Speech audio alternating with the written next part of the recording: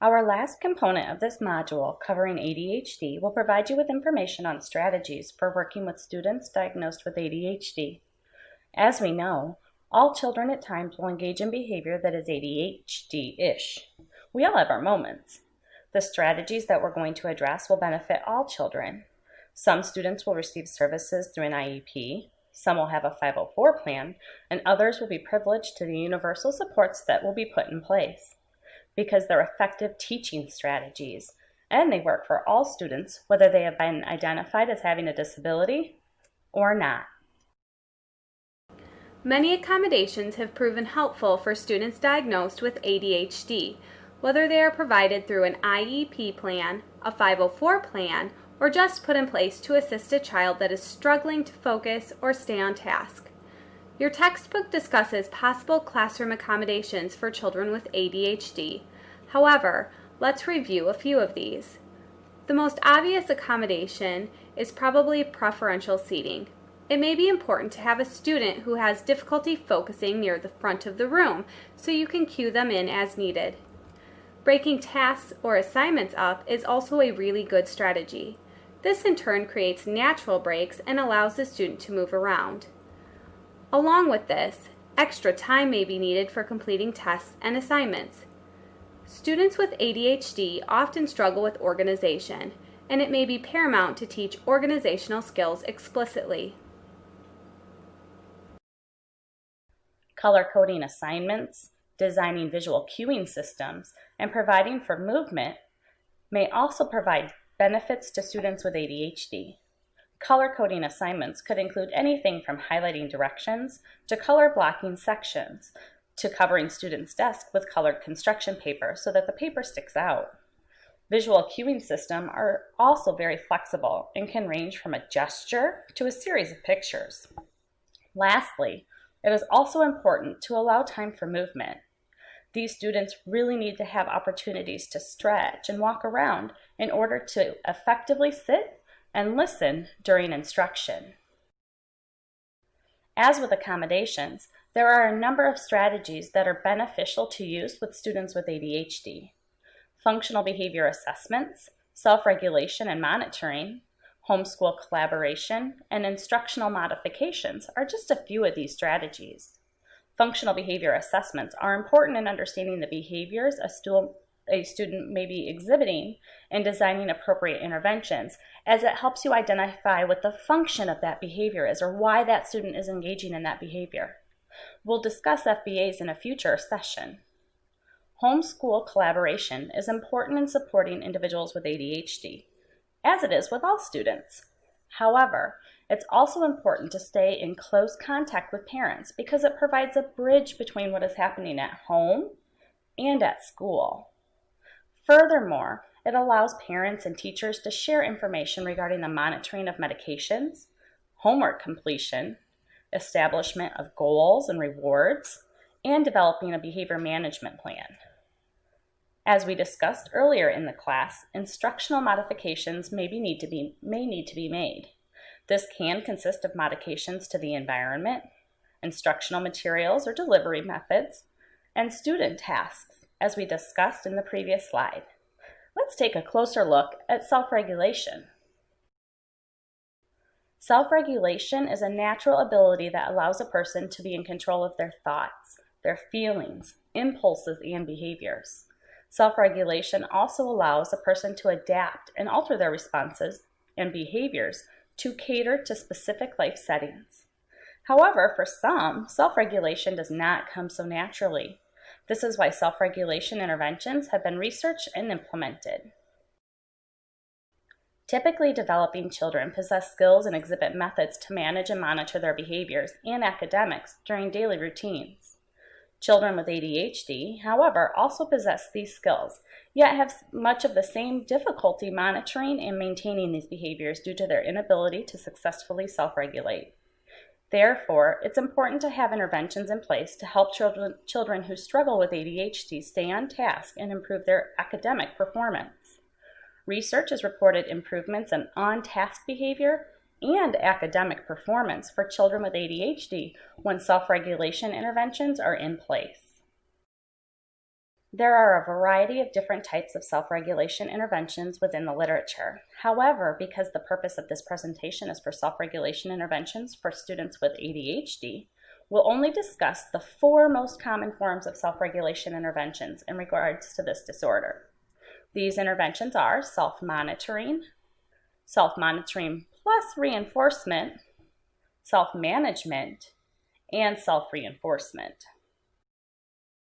Self-monitoring requires the student to not only pay attention to their behavior, but also record the behavior when it happens. The student must first identify what the target behavior is, and then record the behavior when it takes place. The 2 most common target behaviors seen in self-monitoring are attention and academic performance. Let's take a look at an example. Self-monitoring plus reinforcement follows the same steps of self-monitoring seen in the previous slide. However, when the student completes the task required for the intervention, they receive some type of reinforcement, such as an award. This reinforcement is given to the student from the teacher. It's also important that the student helps identify what those reinforcers are because we want them to be meaningful. What's reinforcing to one student is not necessarily reinforcing to the next student. Self-management is an intervention designed to help children with ADHD self-regulate by monitoring and recording their behaviors. This intervention is much like self-monitoring. However, it is first guided by the teacher, and the teacher and the student decide on the behavior to monitor. Some ADHD behavior examples may be talking out, paying attention, or completing assignments. Both the teacher and the student monitor the chosen behavior and see how closely their data matches. The student may receive rewards for matching their data with the teacher's. Eventually, the teacher can fade out this process, allowing the student to begin more independently collecting and self-managing. The following is a clip on self-management. The self-management target behavior involves increasing peer interaction. However, you could use this for any number of on-task behaviors that you want to increase.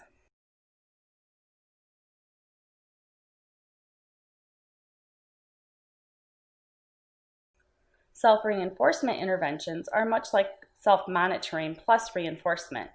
However, in self-reinforcement, the student is in charge of the reinforcing component. They decide what the standard of performance should be and what type of award they would receive for achieving the standard. Let's take a look at a case study. Andy is in 1st grade and was recently diagnosed with ADHD. Every morning in his classroom, they do circle time, where the children are required to participate in calendar and morning activities. The teacher consistently notices that Andy's having a difficult time sitting, listening, and engaging in the activities. The teacher becomes concerned because Andy has fallen far behind on his understanding of concepts covered during this time. Concepts covered during circle time include calendar skills, rote counting, number writing, place value, month, day, and week terms, seasons of the year, simple writing activities, phonemic awareness activities, and so forth. Not all activities are completed each day. Let's take a quick look at Andy during circle time. Just so you know, he's sitting on the left side closest to the camera. And then as we go through the next few slides, jot down some notes about what you think you could do to help Andy in the classroom. What strategies would you use? How would you implement them? What would you need to teach Andy in order for the intervention to be successful? And then how would you monitor progress?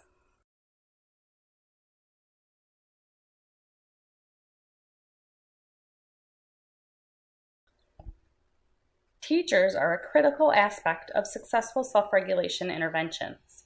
Teachers must observe their students and recognize strengths and weaknesses within their students before an effective self-regulation intervention can be determined. Although these interventions are essentially controlled by the student, the teacher must first review, model, and make sure the student understands the intervention and what is being asked of them.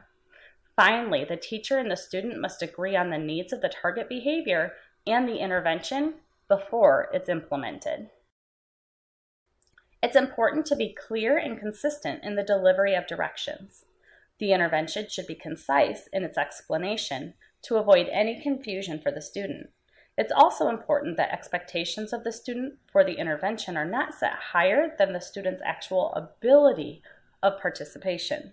Keep in mind that just because the intervention has been explained to the student does not mean that they understand what's expected of them.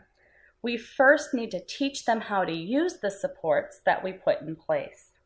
Therefore, eye contact and student attention are important aspects during explanations to ensure that the student is listening and understanding the instructions. Furthermore, you might want to supplement some of those verbal instructions with a visual cue card so that the student has a constant reminder of what it is they're supposed to be doing. Additionally, the intervention should be introduced to the student in a positive and helpful manner. So let's go back and talk about Andy again. What did you decide on? Here's one solution. Because Andy's having a difficult time with sitting, listening, and engaging, the teacher decides to introduce a self-monitoring intervention with him. She discusses the intervention with Andy and allows him to choose how he wants to monitor his performance. The teacher and Andy choose to monitor his on-task behaviors during circle time in an effort to increase the amount of time that he's on task and actively engaged in the activities. The teacher provides him with a daily circle time checklist, so he's able to visually monitor his progress and engage and offer him guidance and praise whenever it may be needed. This checklist also has items to check off as circle time progress and keywords to help him stay engaged. The teacher will also have a timer, which she uses to check in with Andy every couple of minutes.